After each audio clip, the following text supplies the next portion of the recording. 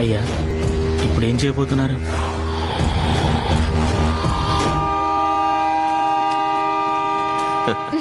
అన్నయ్య వదిలేదు నుంచి మూర్తాలు కూడా పెట్టించుకుని వచ్చాయి. అలాగే సరే బయలుదేరండి. బండి బయలుదేరిని అన్నయ్య, మేము వెళ్తాం. రే బయలుదేరండి రా.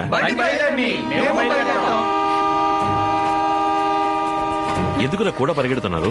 కమలా ఇలా రా రా. అన్నయ్య ఇదే అన్నయ్య, నేను లవ్ చేస్తున్నా అమ్మాయి. ఏమంటున్నావురా? లవ్వా? అన్నయ్య పూజ, నేను లవ్ చేస్తున్నా అమ్మాయి. ఎలా ఉందన్నయ్య? రే నువ్వునా? అనిత రా రా రా రా. అనియ అనియ నేను లవ్ చేసే అమ్మాయి అనియ. అనిత నువ్వా? సరే సరే. అన్నయ్య బాయ్ అన్నయ్య, బాయ్. సర్ప్రైజింగ్. కొన్ని రోజుల గ్యాప్ లోనే లవ్ చేసేసిందండి. ఏ నువ్వు లవ్ చేయలా? ఆ,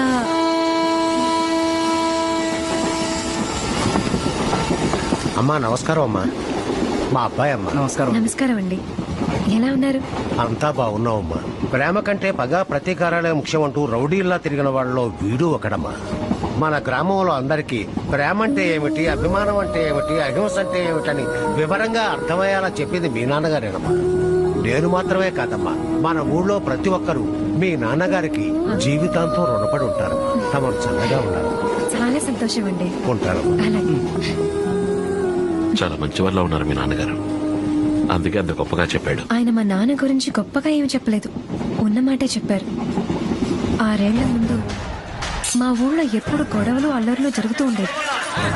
మా నాన్నగారి మీద ఉన్న గౌరవం కొద్దీ అందరూ ఆయన మాట వినేవారు. మా ఊరిని ప్రశాంతంగా ఉంచాలని ఆయన ప్రయత్నిస్తూ ఉండేవారు. చుట్టుపక్కల గ్రామాల్లో ఏ గొడవ జరిగినా మా నాన్న అక్కడికి వెళ్లి వాళ్ళకి నచ్చ చెప్పేవారు.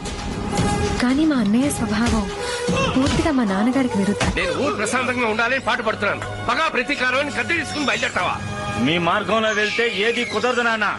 కత్తికి కత్తితోనే సమాధానం చెప్పాలి. తల్లి లేని బిడ్డకి తండ్రి వై ఉండి బాధ్యత లేకుండా మాట్లాడుతున్నావు. ఈ విషయంలో మా అన్నయ్యకి నాన్నకి తరచూ ఇంట్లో గొడవ జరుగుతుంది. ఒకసారి ఊళ్ళో ఏదో గొడవ జరిగినప్పుడు మా నాన్న సర్ది చెప్తుండగా ఆయన మాట ఏమాత్రం లెక్క చేయకుండా మా అన్నయ్య కత్తి తీసుకుని బయలుదేరాడు. అలా వెళ్ళిన మా అన్నయ్య తిరిగి రాలేదు. తను చనిపోయాడనే కబురు మాత్రం వచ్చింది.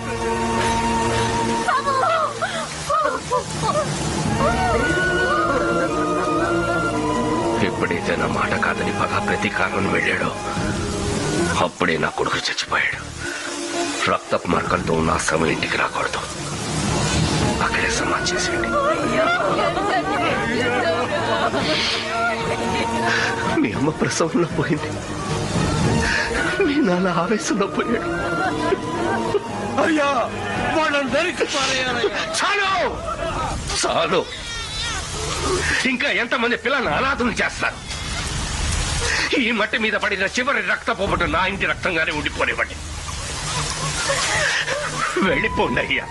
ఆనాటి నుంచి మా నాన్నగారి మాటకి కట్టుబడి గ్రామంలో ఎవరూ కత్తి తీయలేదు, రక్తం చిందించలేదు. లోకంలో ఒక వ్యక్తి ఎలా ఉండాలో, ఎలా జీవించాలని నాన్న అనుకుంటారో